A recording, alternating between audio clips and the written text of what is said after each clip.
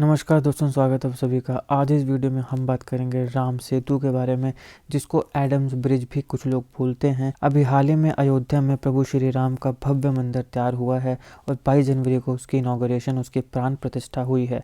अयोध्या राम मंदिर से रिलेटेड जितने इंपॉर्टेंट फैक्ट्स हैं उसको मैंने अलग से इस वीडियो में कवर किया है। इसको जरूर देखेगा, आपके एग्जामिनेशन के लिए काफ़ी इंपॉर्टेंट है और एक भारतीय होने के नाते भी हमें इसके बारे में पता होना चाहिए। अब 22 जनवरी को अयोध्या राम मंदिर में प्रभु श्री राम की मूर्ति की प्राण प्रतिष्ठा हुई। तो ये प्राण प्रतिष्ठा क्या होती है, इसको भी मैंने अच्छे से इस वीडियो में कवर किया है, अगर आप चाहें तो देख सकते हैं। इस पूरी की पूरी सेरेमनी में शंकराचार्य नहीं आए थे। शंकराचार्य ने काफ़ी अपनी अपनी आपत्तियां जताई थी, तो शंकराचार्य भी काफ़ी खबरों में थे। तो शंकराचार्य क्या होते हैं, आदि शंकराचार्य कौन थे, मठों की स्थापना कैसे हुई, कब हुई, क्यों हुई, और मठों में जो शंकराचार्य हैं वो कैसे नियुक्त होते हैं, इन सारी चीज़ों को भी मैंने इस वीडियो में कवर किया है। बाकी हिंदुज़म से रिलेटेड मैंने और भी काफ़ी वीडियोज़ को कवर किया है। जैसे पाणिनि की जो अष्टाध्यायी थी उसमें कुछ चीज़ों की सही इंटरप्रिटेशन अभी जाके हुई है, तो उसको भी मैंने अच्छे से कवर किया है। एक आता है वैदिक हेरिटेज पोर्टल और टेम्पल 360, ये भी हमारे हिंदुज़म से रिलेटेड ही वीडियोज़ हैं। करंट अफेयर पर्सपेक्टिव से भी काफ़ी इंपॉर्टेंट हैं, जनरल नॉलेज के पर्सपेक्टिव से भी काफ़ी इंपॉर्टेंट हैं। इन सारी वीडियोज़ के लिंक्स आपको मेरी डिस्क्रिप्शन बॉक्स में भी मिल जाएंगे, या फिर आप मेरी सीधे प्लेलिस्ट में जाइए हिंदुज़म, वहाँ पर आपको सारी ही इंपॉर्टेंट वीडियोज़ एक ही प्लेलिस्ट में मिल जाएंगी। अगर आप मेरे चैनल पर नए हो तो चैनल को सब्सक्राइब अवश्य करिएगा। Politics, economy, GK, geography, science, environment, ecology की तमाम वीडियोज़ को देखने के लिए एक बार हमारी बाकी प्लेलिस्ट को भी जरूर चेक करिएगा। तो आज इस वीडियो में हम विस्तार से कवर करेंगे राम सेतु और एडम्स ब्रिज को। जितने इंपॉर्टेंट जीके फैक्ट्स हैं उन सबको हम इस वीडियो में कवर करने वाले हैं। चलिए शुरुआत करते हैं। देखिए, राम सेतु जिसको एडम्स ब्रिज भी बोला जाता है, ये एक 48 kilometre long bridge like structure है जो कि इंडिया और श्रीलंका को कनेक्ट करता है। तो भारत और श्रीलंका के बीच में ये 48 kilometre long bridge like structure है। इसका मेंशन हमें रामायण में देखने को मिलता है। रामायण में राम सेतु के बारे में बताया गया है। 2003 में अहमदाबाद में बेस्ड स्पेस एप्लीकेशन सेंटर्स के रिसर्चर्स ने जब सैटेलाइट रिमोट सेंसिंग इमेजरी से इसकी इन्वेस्टिगेशन की तो पाया कि जो राम सेतु है वो मैन मेड नहीं है। तो मतलब राम सेतु जो बनी है उसके पीछे अलग अलग तर्क भी दिए जाते हैं। तो कुछ कहते हैं कि मैन मेड है, कुछ कहते हैं कि मैन मेड नहीं भी है। यहाँ पर राम सेतु को आप ध्यान से देख सकते हैं। ऊपर से इस प्रकार से दिखती है राम सेतु। राम सेतु जो है यहाँ पे 103 स्मॉल छोटे छोटे पैच रीफ्स हैं, जैसे कि आप यहाँ पे देख सकते हैं। ये 103 ये टोटल छोटे छोटे रीफ्स हैं जो कि एक लीनियर पैटर्न में हैं। यहाँ पे आपको रीफ क्रस्ट देखने को मिलेगी, सैंड केस देखने को मिलेंगे और इंटरमिटेंट यानी बीच बीच में छोटी छोटी स्पेसेस के बाद डीप चैनल्स आपको देखने को मिलेंगे। यहाँ पे एक बात आई केस की। केस क्या होते हैं, इनको कीज भी कहा जाता है। ये लो एलिवेशन आइलैंड्स होते हैं। लो एलिवेशन माने कि बड़े नहीं होंगे, बड़ी ज़्यादा हाइट में नहीं होंगे। इनकी जो एलिवेशन है, ऊंचाई है, वो छोटी होगी। लो एलिवेशन के आइलैंड्स होते हैं और ये कोरल रीफ्स की तरह बनाए गए सरफेसिस में सिचुएटेड होते हैं। उनको कहते हैं कीज और केस। ध्यान रखिएगा, ये ज्योग्राफी के पॉइंट ऑफ व्यू से काफ़ी इंपॉर्टेंट है, इसलिए मैंने इसको यहाँ पे कवर किया है। केस, जिनको हम कीज भी कहते हैं, ये क्या होते हैं, लो एलिवेशन आइलैंड्स होते हैं, यानी ऐसे आइलैंड्स जिनकी एलिवेशन ज़्यादा नहीं होती है और ये कोरल रीफ के जो सरफेस हैं उसके ऊपर सिचुएटेड होते हैं। अब राम सेतु की अगर हम बात करें तो ये कंटिन्यूस लीनियर स्ट्रेच है लाइमस्टोन शोल्स का, जैसे कि आप यहाँ पे देख सकते हैं। ये हमारे भारत में रामेश्वरम में पंबन आइलैंड से शुरू होते हैं और श्रीलंका के नॉर्दर्न कोस्ट में मन्नार आइलैंड में जाके मिलते हैं। तो यहाँ पे आप देख सकते हैं पंबन आइलैंड से ये शुरुआत होते हैं और श्रीलंका के नॉर्दर्न कोस्ट में ये मन्नार आइलैंड्स में जाके मिलते हैं। तो ये दो आइलैंड्स को भी आपने ध्यान में रखना है। अब अगर हम रामायण के बिलीव्स की बात करें तो रामायण में इस प्रकार के लैंड ब्रिज के बारे में बात हुई है जिसको राम सेतु कहा है। और जब भगवान राम ने सीता मैया को लाने के लिए रावण के साथ युद्ध करने के लिए श्रीलंका पहुंचना था तो वहाँ पे एक ब्रिज बनाने की आवश्यकता थी। तो भगवान राम के जो साथी थे, वानर सेना थी और बाकी जितने भी लोग थे, उन सारों ने मिलके पत्थर की शिलाओं के ऊपर राम राम लिखा था। ये राम राम लिखने का आइडिया हनुमान ने दिया था और राम राम लिख के वहाँ पे पानी में जब उन पत्थरों को डाला गया तो वो फ्लोट करने लगे। तो इस प्रकार से ये ब्रिज बना जिसको राम सेतु कहा गया। रामायण के अनुसार और हिंदू बिलीव्स के अनुसार इस स्ट्रक्चर को प्रभु श्री राम ने अपनी आर्मी के साथ मिलकर बनाया बनाया था लंका पहुंचने के लिए। पुराने समय में इस ब्रिज को माइग्रेटरी रूट की तरह भी यूज़ किया जाता था, लेकिन अब सारे इस बिलीफ को नहीं मानते हैं, अलग अलग बिलीव्स भी आते हैं। यहाँ पे कुछ बिलीव्स ये भी आते हैं कि ग्लेशिएशन पीरियड जो कि 2.6 मिलियन ईयर्स पहले शुरू हुआ था और 11,700 साल पहले ख़त्म हुआ था, इस ग्लेशिएशन पीरियड के समय इंडियन कोस्ट इंक्लूडिंग जो सेतु समुद्रम है वो वाटर से थोड़ा सा रेज हुआ। ये मतलब ग्लेशिएशन पीरियड के समय हुआ कि ग्लेशिएशन पीरियड में इंडियन कोस्ट और सेतु समुद्रम जो था ये पानी से वाटर लेवल से थोड़ा सा ऊपर आया। फिर पोस्ट ग्लेशिएशन पीरियड में क्या हुआ, यहाँ पे सी लेवल में काफ़ी स्टेडी राइज देखने को मिला, जिसकी वजह से पूरी दुनिया में जो कोरल पॉलिप्स थे वो एक बार पुनः जो नए सबमर्ज प्लेटफॉर्म्स बने उससे हाइयर, उससे ऊपर ग्रो हुए। तो जो राम सेतु है वो उसकी वजह से बना कि वाटर लेवल से ग्लेशिएशन पीरियड में जो सेतु समुद्रम और इंडियन कोस्ट जो थे वो उससे ऊपर ग्रो हुए, हाइयर राइज हुए, और जो पोस्ट ग्लेशिएशन था उसमें वो और ज़्यादा ऊपर को ग्रो हुए और इस प्रोसेस से राम सेतु बना। कुछ साइंटिस्ट का ये भी मानना है कि राम सेतु एक नेचुरल स्ट्रक्चर है जो कि टेक्टोनिक मूवमेंट से बना है। तो जब टेक्टोनिक मूवमेंट्स हुई उससे क्या हुआ, जो कोरल्स थे उनके ऊपर और उनके बीच में सैंड ट्रैप होने लग पड़ी, धीरे धीरे ज़्यादा सैंड ट्रैप होने लगी और उसकी वजह से ये जो नेचुरल स्ट्रक्चर है राम सेतु ये बना है।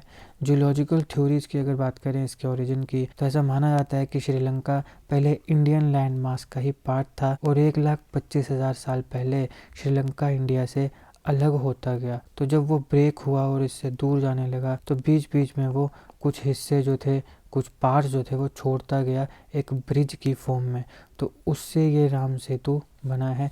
ये जियोलॉजिकल थ्योरीज हैं। अब इस्लामिक लेजेंड्स की माने तो जो एडम था उसने एडम्स पीक जो श्रीलंका में है वहाँ तक पहुँचने के लिए इस ब्रिज को बनाया था। तो बेसिकली श्रीलंका में एक एडम्स पीक है जो कि 2243 मीटर टॉल है। ये काफ़ी सीनिक, काफ़ी ब्यूटीफुल लैंडमार्क है और इसको सेलिब्रेट किया जाता है श्रीपदा के लिए। श्रीपदा क्या है, सैक्रेड फुटप्रिंट्स, जो कि 1.8 मीटर रॉक फॉर्मेशन देखने को मिलती है समिट में, जैसा कि आप यहाँ पे देख सकते हैं। यह है श्रीपदा, यहाँ पे सैक्रेड फुटप्रिंट्स हैं। अब अलग अलग धर्मों के अलग अलग बिलीव्स हैं। बुद्धिज़्म का मानना है कि ये गौतम बुद्ध के फुटप्रिंट्स हैं। हिंदुज़्म का मानना है कि ये भगवान शिव के फुटप्रिंट्स हैं। इस्लाम और क्रिश्चियनिटी मानती है कि ये एडम के फुटप्रिंट्स हैं। लेकिन यहाँ पे बुद्धिज़्म और जो इस्लाम और क्रिश्चियनिटी के दावे हैं इनके पीछे कोई इतनी सब्सटेंशियल कोई बेस नहीं बन पाता है, क्योंकि ऐसी कोई रेफरेंस ये नहीं दे पाए। हिंदुज़्म की जो बिलीव्स हैं उनको काफ़ी स्ट्रॉन्ग माना जाता है, क्योंकि हमारी जो धार्मिक किताबें हैं वहाँ पर इसकी रेफरेंस देखने को मिलती है। तो इसलिए ये अलग अलग धर्मों के अपने अपने इंटरप्रिटेशंस हैं। तो यहाँ पे क्योंकि ये इस्लाम और क्रिश्चियनिटी का मानना है कि एडम ने इस ब्रिज को बनाया था श्रीलंका के एडम्स पीक तक पहुँचने के लिए, तो इसलिए इसका नाम एडम्स ब्रिज भी रखा गया। तो इसलिए कई लोग इसको एडम्स ब्रिज भी कहते हैं, लेकिन हम भारत में तो इसको राम सेतु ही बोलेंगे। और क्योंकि ये राम सेतु ही है, हमारे पास पूरे एविडेंस हैं इस बात को सिद्ध करने के लिए कि भगवान राम और उनकी आर्मी ने इसे बनाया था।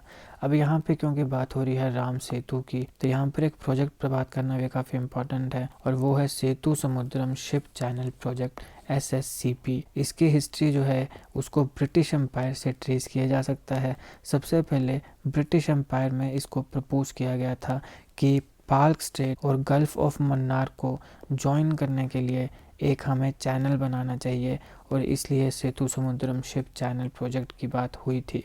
हालांकि ये प्रपोज ही किया गया था और इसके ऊपर कभी भी कोई काम नहीं हो पाया, लेकिन इस प्रोजेक्ट को 2005 में एक बार पुनः इनॉग्रेट किया गया था। अब ऐसा माना जाता है कि अगर सेतु समुद्रम प्रोजेक्ट कंप्लीट हो जाता है तो जो हमारी नेविगेशन है इंडिया के ईस्ट कोस्ट से लेके वेस्ट कोस्ट तक, उसमें जो टाइम लगता है उसको काफ़ी रिड्यूस किया जा सकता है। और इस चैनल के माध्यम से हम जो शिप्स हैं उनको अपने भारत के ईस्ट कोस्ट से वेस्ट कोस्ट काफ़ी अच्छे से मूव करवा सकते हैं, ट्रैवल करवा सकते हैं, और हमें श्रीलंका जो आइलैंड नेशन है उसको सरकमवेंट नहीं करना पड़ेगा।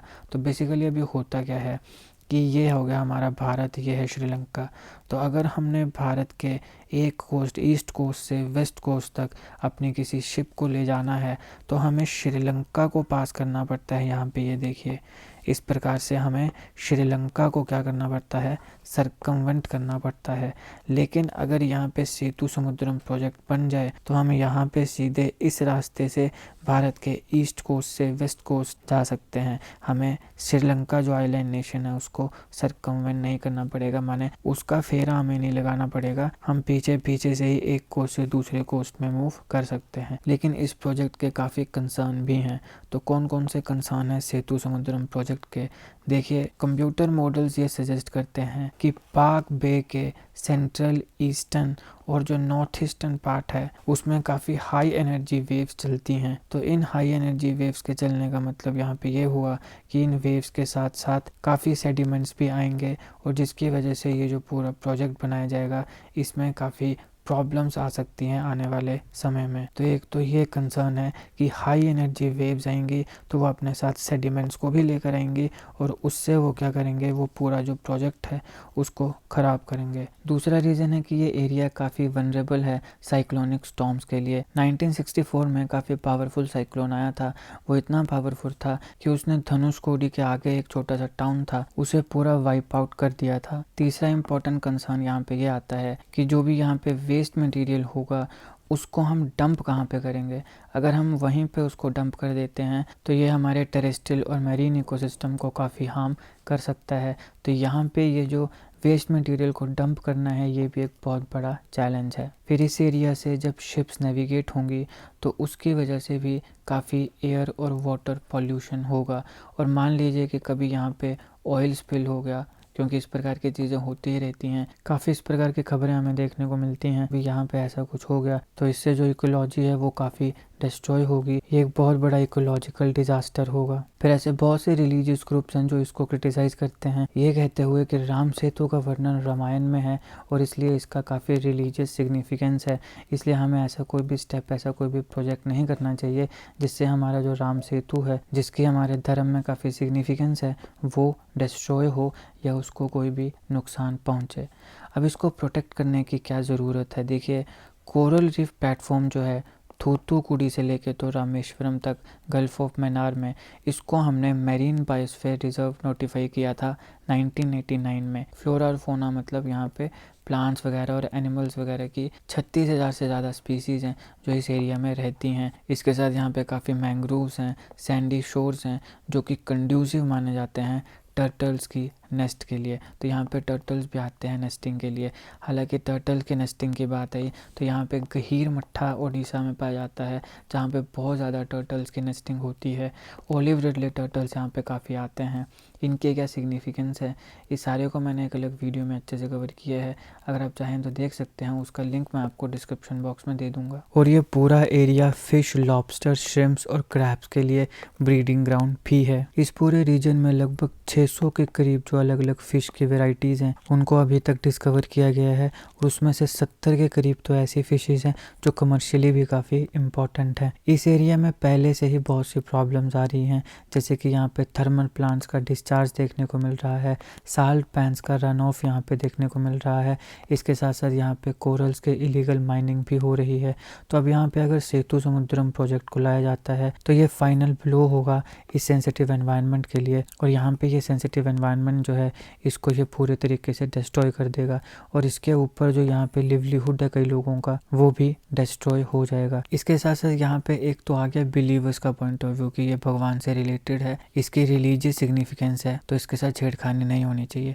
दूसरा एक इम्पॉर्टेंट फीचर यहाँ पे ये भी कंसीडर करने वाला है कि ये जियो हेरिटेज के पर्सपेक्टिव से भी काफ़ी इम्पॉर्टेंट है। जियो हेरिटेज पैराडिगम जो है इसमें नेचुरल डाइवर्सिटी की जो सिग्निफिकेंट जियोलॉजिकल फीचर्स हैं उनकी प्रिजर्वेशन के लिए, उस नेचर की कंजर्वेशन के लिए यूज़ किया जाता है। आप सब जानते हैं कि जियोलॉजी, सॉइल, लैंडफॉर्म, ये जो एबायोटिक फैक्टर्स होते हैं इनका भी काफ़ी इंपॉर्टेंट रोल होता है एक बायोडाइवर्सिटी में हैबिटेट्स को सपोर्ट करने के लिए।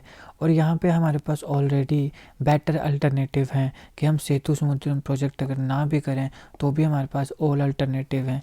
क्या अल्टरनेटिव अल्टरनेटिव हैं। काफ़ी स्पेशलिस्ट का ऐसा मानना है कि जो नेविगेशन की बात हो रही है, जिसमें कहा जा रहा है कि राम सेतु को डैमेज करके सी रूट बनाया जाएगा और उससे हमारा जो टाइमिंग है ईस्ट कोस्ट से वेस्ट कोस्ट जाने का वो डिक्रीज हो जाएगा। तो उस सी रूट को बनाने के लिए ज़रूरी नहीं है कि राम सेतु को डैमेज करना ही पड़े। यहाँ पे जो बैरन सैंड हीप्स हैं, जो बड़े बड़े मिट्टी के टीले हैं, जैसे मंडपम विलेज है, उससे लेके तो रामेश्वरम और जो धनुषकोडी रेलवे है उसके बीच में कई ऐसे बड़े बड़े सैंड के टीले हैं। अगर इन सैंड के टीलों को ही रिमूव कर दिया जाए तो यहाँ से भी काफ़ी इजीली जो नेविगेशन है वो की जा सकती है। तो हमारे पास ऑलरेडी एक अल्टरनेटिव सॉल्यूशन है। आप सीधा जो बड़े बड़े मिट्टी के टीले हैं इन्हें रिमूव कर दीजिए। तो इससे क्या होगा, इससे नेविगेशन के लिए आपको शॉर्टर रूट भी मिल जाएगा और जो हमारा ओल्डेस्ट मैन मेड हेरिटेज है वो भी प्रोटेक्ट रहेगा, दैट इज राम सेतु। अब राम सेतु में एक अंडर वाटर आर्कियोलॉजिकल प्रोजेक्ट भी चल रहा है। इसे नेशनल इंस्टीट्यूट ऑफ ओशियानोग्राफी NIO ये अंडरटेक कर रहा है। ये 3 साल का साइंटिफिक प्रोजेक्ट है। ये प्रोजेक्ट इस बात को स्टडी करेगा कि Ram Setu man made structure है या नहीं है।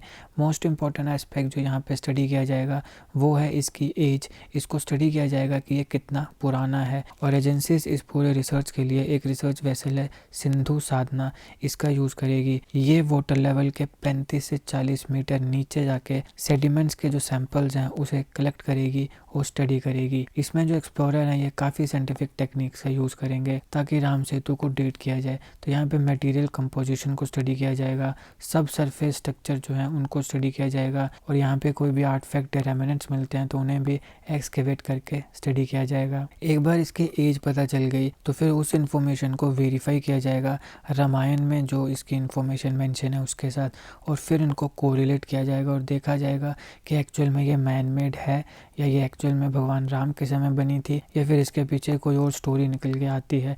तो इसलिए ये पूरा का पूरा प्रोजेक्ट कंडक्ट कराया जा रहा है। अब क्योंकि यहाँ पर राम सेतु की बात हो रही है तो ध्यान में रखिएगा, इस देश में बहुत से ऐसे लोग हैं जो चाहते हैं कि राम सेतु को नेशनल मोनूमेंट स्टेटस का दर्जा मिले। तो ये था इस लेक्चर का एनालिसिस। यहाँ पे हमने राम सेतु से रिलेटेड सारे इंपॉर्टेंट जी के फैक्ट्स देखे। हमने देखा कि राम सेतु को कब बनाया गया, रामायण में इसका मेंशन है, बाकी इसके बनने के पीछे क्या क्या तर्क दिए जाते हैं, इसे एडम्स ब्रिज क्यों कहा जाता है, और बाकी भी जितने इंपॉर्टेंट फैक्ट्स है वो सारे हमने इस वीडियो में कवर किए। आई होप आपको वीडियो अच्छी लगी हो, आपको कोई नई चीज़ें सीखने को मिली हो। अगर आपको वीडियो अच्छी लगी होगी तो लाइक करिएगा, शेयर करिएगा। Politics, economy, GK, geography, science, environment, ecology की तमाम वीडियोस को देखने के लिए एक बार हमारी प्लेलिस्ट को जरूर चेक करिएगा। आप किसी भी एग्जाम की तैयारी कर रहे हो, हमारी प्लेलिस्ट और करंट अफेयर की बाकी वीडियोस आपके लिए काफ़ी हेल्पफुल होने वाली हैं, इसलिए समय निकाल के एक बार हमारे चैनल को जरूर चेक करिएगा। जीके, करंट अफेयर और जीके ट्रिक्स की ऐसी वीडियोज़ के लिए हमारे चैनल को सब्सक्राइब करिएगा। आपका बहुत बहुत धन्यवाद।